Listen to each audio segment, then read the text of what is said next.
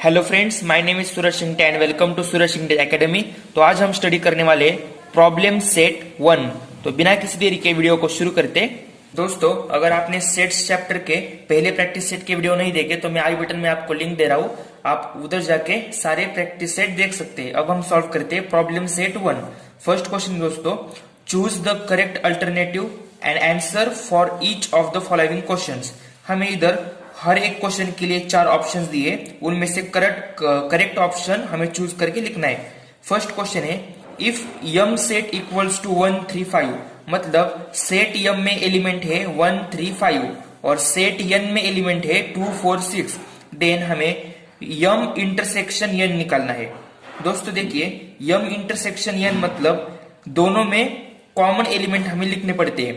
अगर आप ध्यान से ऑब्जर्व करेंगे तो यम और यन में एक भी एलिमेंट कॉमन नहीं है। 1 3 5 और 2 4 6 मतलब ये सेट है एम्प्टी सेट, तो ये नल सेट है। ऑप्शन नंबर 3 इज करेक्ट, ये नल सेट है फर्स्ट।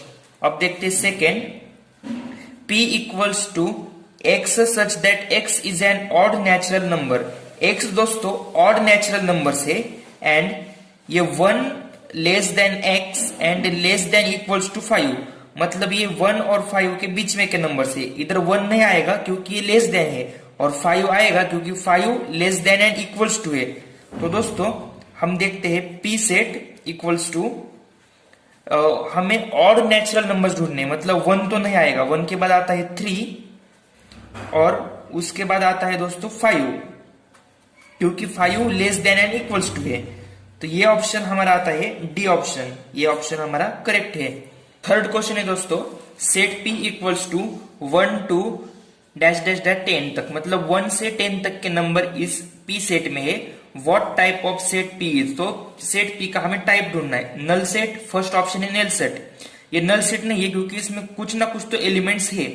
इनफाइनाइट सेट, देखिए दोस्तों ये 1 से 10 तक है, मतलब ये लिमिटेशन है इन एलिमेंट में, तो ये इनफाइनाइट सेट नहीं होगा। थर्ड ऑप्शन है फाइनाइट सेट। देखिए दोस्तों, इस एलिमेंट को हम काउंट कर सकते हैं, 1 से 10 तक एलिमेंट है, तो ये फाइनाइट सेट ही होगा। Option 3 is correct. अब हम देखते हैं फोर्थ क्वेश्चन। फोर्थ क्वेश्चन है, M union N equals to 1 2 3 4 5 6 and set M 1 2 4, set M में एलिमेंट है 1 2 4, then which of the following represent set N. तो हमें सेट यन में कौन से एलिमेंट है ये ढूंढना है। हम ये यम सेट देख के यम यूनियन यन निकाल सकते हैं, लेकिन हमें करेक्ट ऑप्शन ढूंढना है। फर्स्ट ऑप्शन है 1 2 3। देखिए दोस्तों 1 2 4 और 1 2 3 के एलिमेंट मिला के होंगे 1 2 3 4, तो ये यम यूनियन यन नहीं है। अब हम ट्राई करते हैं सेकंड ऑप्शन 3 4 5 6। तो देखिए 1 2 3 4 5 6, 1 2 3 4 5 6, ये बी ऑप्शन करेक्ट है, क्योंकि इन दोनों को अगर हमने कंबाइन किया तो हमें मिलता है M union N. Fifth question है, if P is a subset of M then which of the following set represent P intersection P union M. तो दोस्तों हमें निकालना है इसमें P intersection P union M. तो दोस्तों देखिए, P अगर सबसेट है यम का तो P यम से छोटा सेट होगा और यम बड़ा सेट होगा। तो अगर P यूनियन यम निकालना है तो इसका आंसर आएगा यम ही आएगा, मतलब P इंटरसेक्शन ये P यूनियन यम, ये यम ही आएगा क्योंकि यम बड़ा सेट है। और हमें बताया है इन्होंने इसका आंसर, मतलब अगर हमने इसको किया तो दोस्तों देखिए P यूनियन यम, मतलब P में की एलिमेंट यम में रहेंगे तो यम बड़ा सेट है, तो इसका आंसर हमारा आएगा P। तो P हमारा ऑप्शन नंबर ए है, तो ये हमारा फाइनल आंसर रहेगा। सिक्स क्वेश्चन है दोस्तों, which of the following sets are empty set. हमें एम्प्टी सेट निकालना है। ऑप्शन 1 है set of intersecting points of parallel lines. Parallel lines में कितने इंटरसेक्टिंग पॉइंट्स होते हैं उनका सेट देखा है। अगर हमने देखा तो पैरेलल लाइंस एक दूसरे को इंटरसेक्ट नहीं करते, वो पैरेलल लाइंस होती है, तो इसमें इंटरसेक्टिंग पॉइंट का कुछ नहीं रहता, इसका मतलब यही एम्प्टी सेट है, फर्स्ट नंबर का ही एम्प्टी सेट है। आप सेकंड नंबर का चेक कर सकते हैं। Set of even prime numbers, हमें पता है इवन प्राइम नंबर है 2। Months of an English calendar having less than 30 days, ये भी हमें पता है फरवरी का महीना जिसमें 30 डेज से कम डेज आते हैं। डी है set p equals to x such that x is an I मतलब इंटीजर्स, और वो -1 से और 1 से छोटा है, तो -1 के और 1 के बीच में इंटीजर्स है जो कि है 0, मतलब ये तीनों सेट में सिंगलटन एलिमेंट आते हैं, लेकिन जो सेट ए है वो है एम्प्टी सेट। अब हम देखते हैं question number 2, find the correct option for the given questions. हमें नीचे के क्वेश्चंस के लिए करेक्ट ऑप्शंस ढूंढने हैं। फर्स्ट है विच of the following collections is a set, नीचे कौन से हमें कलेक्शन में सेट दिया है। फर्स्ट है कलर्स ऑफ द रेनबो, हमें पता है कि रेनबो में 7 कलर होते हैं, तो ये सेट है, डिफाइंड सेट है, तो यही आंसर है। आप नीचे के 3 चेक कर सकते हैं। Tall trees in the school campus, देखिए मैंने आपको सेट की डेफिनेशन बोली थी कि जो डिफाइंड ऑब्जेक्ट से डिफाइंड एलिमेंट से वही होते हैं सेट्स, कलेक्शन ऑफ सेट्स। तो tall trees in school campus, तो किसी के लिए इतना टॉल हो सकता है, किसी के लिए इतना टॉल हो सकता है। अगर एक आदमी इतना है तो उसको ये ट्री टॉल ही लगेगा, लेकिन अगर छोटे आदमी ने उस ट्री को देखा तो उसे वो बिग लग सकता है, या बड़े आदमी ने देखा तो उसे वो ट्री स्मॉल लग सकता है, मतलब ये डिफाइंड ऑब्जेक्ट नहीं है, तो ये आंसर नहीं आएगा। Reach people in the village, ये भी आंसर गलत है क्योंकि इनडिफाइंड है। Easy examples in the book, तो अगर एक स्मार्ट स्टूडेंट है तो उसे हार्ड से हार्ड क्वेश्चन भी सिंपल लग सकता है, और एक आधा डल स्टूडेंट है उसे कितना भी इजी क्वेश्चन आप पूछो उसे वो हार्ड लग सकता है। मतलब सिर्फ कलर ऑफ द रेनबो यही इसका करेक्ट आंसर है। सेकंड क्वेश्चन है विच of the following set represent n intersection w। दोस्तों देखिए n मतलब होता है नेचुरल नंबर्स, w मतलब होता है होल नंबर्स। तो ऐसे नंबर्स जो नेचुरल नंबर्स में और होल नंबर में कंबाइन में आते हैं, तो हमें पता है कि नेचुरल नंबर स्टार्ट होते हैं 1 2 3 एज ऑन, होल नंबर स्टार्ट होते हैं 0 से, 0 1 2 3। तो इसमें कॉमन जो एलिमेंट आते हैं वो 1 से लेके इधर 1 से लेके आते हैं, तो हमारा ऑप्शन नंबर 1 है 1 2 3 सो ऑन, ये हमारा करेक्ट ऑप्शन है क्योंकि ये है natural number intersection whole numbers. Third question है दोस्तों p equals to x such that x is the letter of the word Indian. Indian में के लेटर्स हमें लिखने हैं लिस्निंग फॉर्म में, तो हम कैसे लिखेंगे। देखिए इधर का I पहले मैं लिखता हूं, n लिखता हूं, d लिखता हूं, I रिपीट होता है इसलिए हम I नहीं लिखेंगे, a लिखता हूं और n भी रिपीट होता है तो हम नहीं लिखेंगे, तो I and D हमारा आंसर है जो कि है ऑप्शन नंबर बी, ये हमारा करेक्ट ऑप्शन है।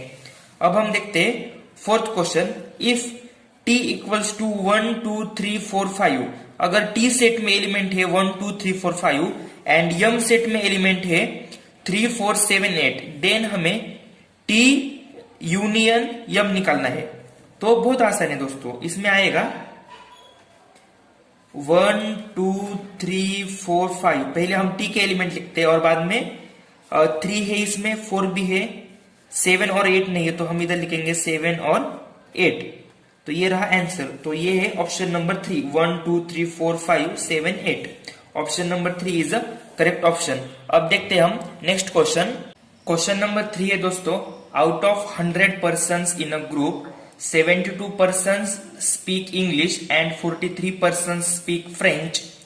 100 लोगों का एक ग्रुप है दोस्तों, उनमें से 72% जो है वो इंग्लिश बोलते हैं और 43% है जो फ्रेंच बोलते हैं। Each one out of 100 persons speak at least one language. इन 100 लोगों में से हर कोई आदमी एक ना एक तो लैंग्वेज बोलता ही है, एक तो फ्रेंच बोलता है नहीं तो इंग्लिश बोलता है। Then how many speaks only English, तो हमें निकालना है कि ऐसे कितने लोग हैं जो सिर्फ इंग्लिश बोलते हैं, and how many persons speak only French, ऐसे लोग जो सिर्फ फ्रेंच बोलते हैं। How many them speak English and French both, और हमें निकालना है कि ऐसे पर्सन जो इंग्लिश और फ्रेंच दोनों भी बोलते हैं। तो सबसे पहले हम गिवन डाटा लिख लेते जो है, सपोज दोस्तों फर्स्ट स्टेप यही होती है कि हमें जो गिवन डाटा दिया है वो हम सेट के फॉर्म में लिख ले। तो हम फर्स्ट लिखेंगे suppose the set of 100 person is universal set, मतलब इधर लिखते हैं हम सेट ऑफ 100 पर्सन्स, हम सेट ऑफ 100 पर्सन्स को यू से डिनोट करेंगे, मतलब ये यूनिवर्सल सेट है, तो हमारे नंबर ऑफ यू हमें आएंगे 100। नेक्स्ट सेट हम लिखते हैं कि जो पर्सन सिर्फ इंग्लिश बोलते हैं, set of persons speak English.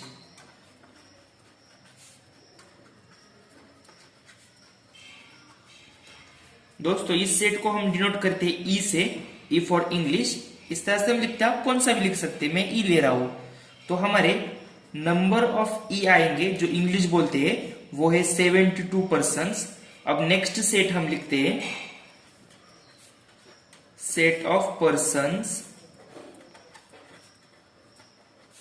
Speak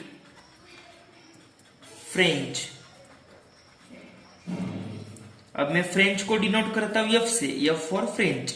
आप कौन सा भी लिख सकते हैं अपने मन से, ए बी सी। अब मैं नंबर ऑफ एफ लिखता हूं जो कि है 43। अब दोस्तों हमें नंबर ऑफ यू मिल गया जो कि 100, नंबर ऑफ ई मिल गया 72, नंबर ऑफ एफ मिल गया 43। और दोस्तों इन्होंने एक बात बताई इधर, out of 100 person speak at least one language, मतलब 100 में से लोग एक ना एक तो लैंग्वेज बोलते ही है। तो हमारा इधर number of E union F आएगा 100, मतलब people who speaks English, English और फ्रेंच, मतलब इंग्लिश और फ्रेंच में से एटलीस्ट वन लैंग्वेज बोलने वाले पर्सन है 100, मतलब सबको एक ना एक तो लैंग्वेज आती है। अब हम निकालते हैं दोस्तों इंटरसेक्शन, ई इंटरसेक्शन एफ, मतलब persons who speak both English and French, how many of them speak English and French both, ये हम फर्स्ट निकालते हैं, बाद में हम ओनली इंग्लिश और ओनली फ्रेंच का निकालते हैं। तो इसके लिए हम अपना फॉर्मूला लिखते हैं इधर, number of E union F equals to number of E plus number of F minus number of E intersection F. तो इसको हम रीड इस तरह से करेंगे, number of persons who speak at least English और French equals to number of persons who speak English plus number of persons who speak French minus अब number of persons who speak both English and French. तो हमें ये number पता ये है 100, English बोलने वाले हैं 72, फ्रेंच बोलने वाले हैं 43। हमें निकालना है कि जो दोनों भी बोलते हैं इंग्लिश और फ्रेंच, मतलब ई इंटरसेक्शन एफ।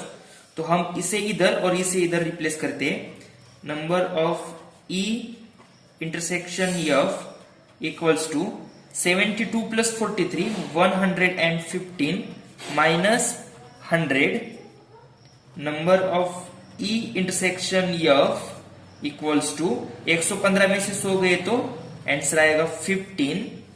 अब हम इधर लिखेंगे दोस्तों एक statement last, 15 persons speak both English and French. English and French. देखिए दोस्तों एक हमने सॉल्व किया, जो पर्सन्स दोनों में बोलते हैं इंग्लिश और फ्रेंच। आप चाहे तो इसका स्क्रीनशॉट ले सकते हैं। अब मैं आपको सॉल्व करके दिखाता हूं, ऐसे पर्सन जो सिर्फ इंग्लिश बोलते हैं और ऐसे पर्सन सिर्फ फ्रेंच बोलते हैं। अब मैं इधर लिखता हूं persons who speak only English, persons who speak only English. तो दोस्तों ये निकालने के लिए हम नंबर ऑफ ई, मतलब ऐसे पर्सन जो सिर्फ इंग्लिश बोलते हैं उन्हें हम माइनस करेंगे उन पर्सन से जो बोथ बोलते हैं इंग्लिश और French. Number of E intersection F, मतलब सिर्फ इंग्लिश बोलने वाले पर्सन को हम माइनस करेंगे ऐसे पर्सन से जो इंग्लिश और फ्रेंच दोनों बोलते हैं, तो हमें मिल जाएंगे नंबर जो सिर्फ इंग्लिश बोलते हैं। तो हमें इंग्लिश बोलने वाले पर्सन्स पता है जो कि है 72, और जो पर्सन्स दोनों बोलते हैं इंग्लिश और फ्रेंच, यह भी हमने निकाला जो थे 15। तो 72 में से 15 गए तो आएगा आंसर 57। मतलब 57 ऐसे पर्सन्स है जो ओनली इंग्लिश बोलते हैं। अब हम निकालते हैं persons who speak only French. अब हम सेम करेंगे, number of F minus number of E intersection F. तो फ्रेंच बोलने वाले पीपल थे 43 माइनस 15, तो इसका आंसर आएगा 28।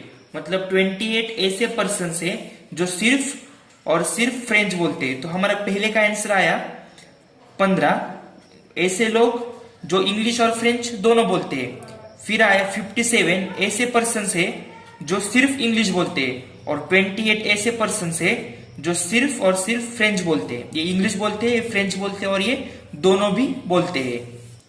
फोर्थ क्वेश्चन है 70 trees were planted by Parth and 90 trees were planted by Pragya on the occasion of tree plantation week. Out of this 25 trees were planted by both of them together.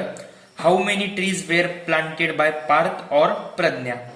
तो दोस्तों इधर tree plantation week में 70 trees plant किए पार्थ ने, 90 trees plant किए हैं प्रज्ञा ने, और दोनों ने मिलकर 25 ट्रीज प्लांट किए हैं। तो हमें निकालना है how many trees were planted by Parth और प्रज्ञा। तो पहले हम दिए गए एग्जाम्पल को सेट के फॉर्म में सपोज कर लेते हैं। इधर मैं लिखता हूं suppose the set of trees planted by Parth, the set of trees planted by Parth, इस सेट को हम नाम देते हैं ए सेट। तो हमें पता है नंबर ऑफ ए है 70, पार्थ ने 70 ट्रीज प्लांट किए। And second the set of trees planted by प्रज्ञा, इस सेट को हम नाम देते हैं बी। और हमें पता है कि प्रज्ञा ने कितने ट्रीज प्लांट किए हैं। प्रज्ञा ने 90 ट्रीज प्लांट किए हैं। और दोस्तों दोनों ने मिलकर मतलब number of A intersection B, Pragya ने और पार्थ ने मिलकर 25 ट्रीज प्लांट किए हैं। अब दोस्तों हमें निकालना है how many trees were planted by Parth और प्रज्ञा। दोस्तों मैंने आपको फर्स्ट प्रैक्टिस सेट में समझाया था और एंड का मतलब अगर इंटरसेक्शन आता है तो वो होता है एंड, और के लिए होता है यूनियन। तो अब हमें number of A union B find out करना है, क्योंकि पार्थ और प्रज्ञा अगर एग्जाम्पल में और आता है तो हमें यूनियन फाइंड करना होता है, और अगर एग्जाम में एंड आया तो हमें इंटरसेक्शन फाइंड करना रहता है। तो इस एग्जाम्पल में और आया है, तो अब हम फाइंड करेंगे number of A union B, मतलब ट्रीज प्लांटेड बाय पार्थ और प्रज्ञा।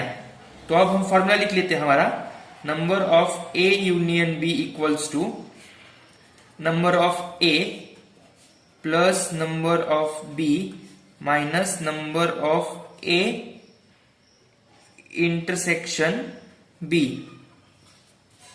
अब दोस्तों हमें सबकी वैल्यू पता है। ए की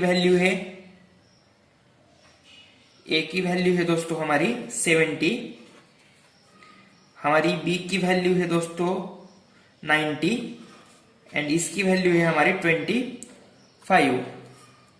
70 और 90 माइनस 25, इसका आंसर दोस्तों आता है 135। तो दोस्तों हमारा how many trees were planted by Parth और प्रज्ञा, इसका आंसर आता है 135। तो हम इधर स्टेटमेंट लिखेंगे 135 trees were planted by Parth और प्रज्ञा। ये और लिखना नहीं भूलने का, ये इंपॉर्टेंट है।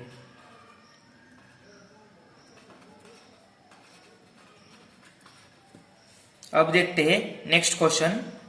फिफ्थ क्वेश्चन है दोस्तों, if number of A equals to 20, number of B equals to 28 and number of A union B equals to 36, then find number of A intersection B. दोस्तों हम इसका आंसर सिंपल फॉर्मूला लिख के निकाल सकते हैं। हमें फॉर्मूला पता है, number of A intersection B equals to number of A plus number of B minus number of A union B equals to, values put करते हैं। ए की वैल्यू है 20, बी की वैल्यू है 28 एंड ए यूनियन बी की value है 36। 20 plus 28 48 minus 36, तो हमारा फाइनल आंसर आएगा number of A intersection B equals to 12। ये है दोस्तों क्वेश्चन 5 का फाइनल आंसर। नेक्स्ट क्वेश्चन देखने के लिए वीडियो को लाइक कीजिए, चैनल को सब्सक्राइब कीजिए। चैनल देखने के लिए आपका बहुत बहुत शुक्रिया। Thank you so much friends.